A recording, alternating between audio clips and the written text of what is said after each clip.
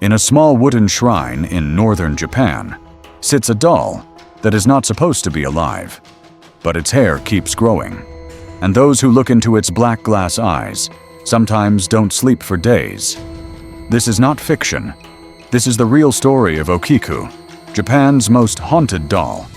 And if the legends are true, she's still watching, still listening, still growing. The year was 1918.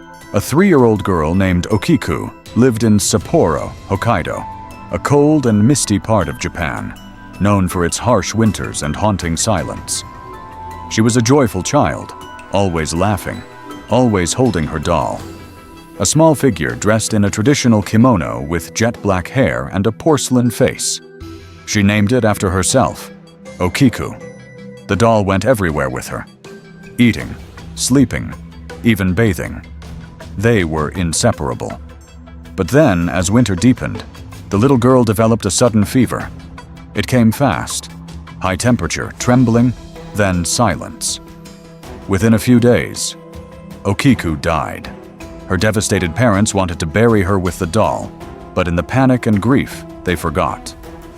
Instead, they placed the doll on a family altar in remembrance. That's when the horror began. Weeks passed, then months, and one day, they noticed something strange. The doll's hair had grown. What had once been a neat bob just below the chin was now brushing against its shoulders. At first, the family thought they were imagining it, but they trimmed the hair, and weeks later, it grew again. Over time, the hair became uneven, wild, almost human in texture. They began to believe that their daughter's spirit had transferred into the doll. And then the dreams started. The mother would wake up sweating, swearing she'd heard Okiku's voice calling her in the night. The father saw the doll shift its head slightly out of the corner of his eye. One morning, the family awoke to find the doll had moved rooms. Its tiny feet left dust marks along the floor. Eventually, unable to bear the eerie presence anymore, the family took the doll to the Manenji Temple in the town of Iwamizawa. They explained everything. The monks, skeptical but respectful, agreed to house the doll. And so it sits there still, nearly a century later, in a locked glass box. But here's the part that chills even skeptics. The monks trim the hair regularly, and it keeps growing. They've sent samples for analysis. The results? Confirmed. It's real human hair. No synthetic fibers. No trick. Over the years, people who visit the temple claim to feel watched. Some say the doll blinks. Some say they hear giggling in the silence. Others report nightmares, or even misfortunes after returning home.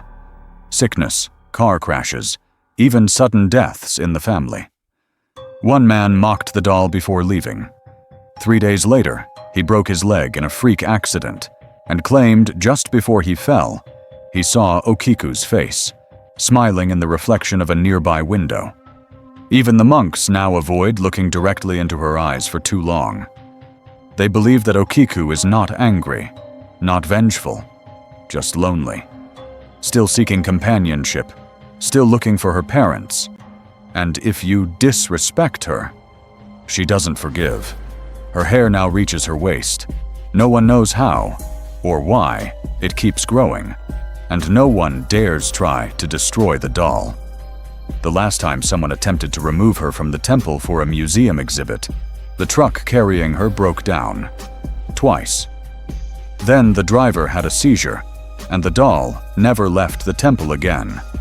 She remains in the Manenji Temple, waiting, watching, and growing.